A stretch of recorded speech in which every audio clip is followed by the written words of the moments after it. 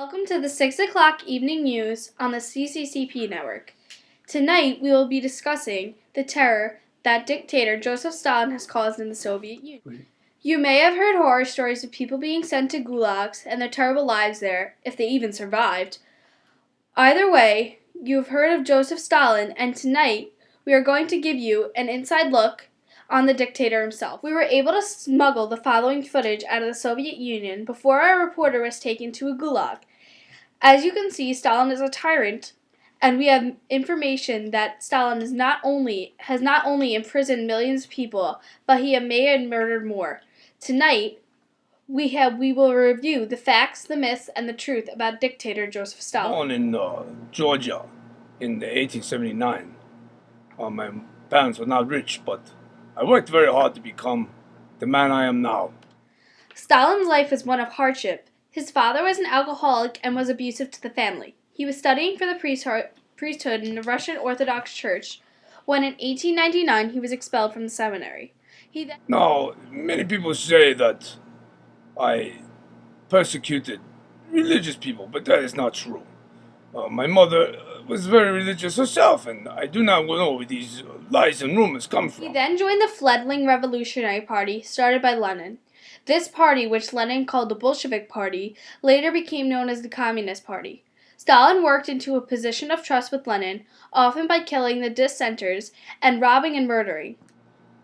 As you know, I was persecuted for my beliefs. I believe in the people. The people are very important to me. I was imprisoned many times before I came to power, and I have always been for the people, not for the wealthy people, but for the workers. In 1917, Stalin, along with Lenin, Trotsky, and other high-ranking members of the Central Committee, overthrew government and installed the Bolsheviks.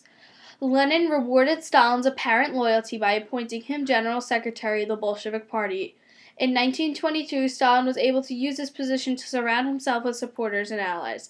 In 1924, Lenin died, and the subsequent power struggle between Stalin and other members of the Politburo resulted with Stalin gaining control of this party and the exile of his opposition.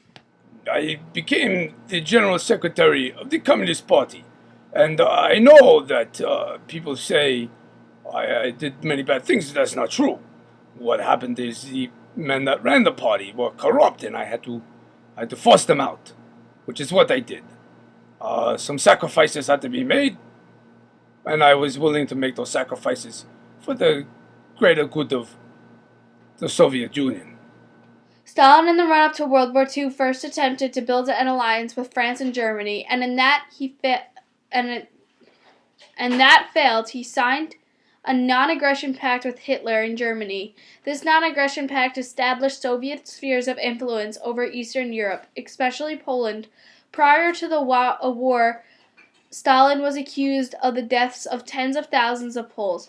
On June 22, 1941, Germany broke the non-aggression pact by attacking Soviet-controlled countries in Eastern Europe.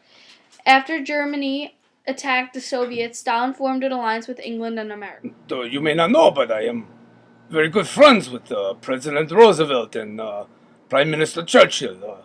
I have talked to them many times, and we have agreed to fight the scourge of the Nazi Party. After the defeat of Hitler and the surrender of Japan, the alliance between the West and the Soviets broke up after the war. Stalin promised that he would remove his troops from Eastern Europe. Germany was divided into East and West Germany, with Stalin controlling East Germany. We were very successful fighting Hitler in Europe. We fought him very much, and we wound up beating him. But then my friends, the Americans and the British, they were not satisfied, and I had to build walls to protect the Soviet Union from them. The problem is not the Soviet Union problem; it's a problem with the Western aggression. Stalin also brought the satellite states into the Soviet Union and installed an oppressive form of government in those states. It has come to my attention that that this documentary on me is full of lies. I will shut this down immediately, and I will have the reporter taken by the KGB for interrogation and indoctrination. Guards, come and take us, reporter away now! Now, take her away! Soviet archive records are incomplete and perhaps underreported. Best estimates by experts who have reviewed those records that Stalin murdered between 4 to 10 million people in his reign as dictator of the Soviet Union. Those numbers don't include the millions that he sent to gulags in Siberia because those people opposed him. Guards, I said take her away!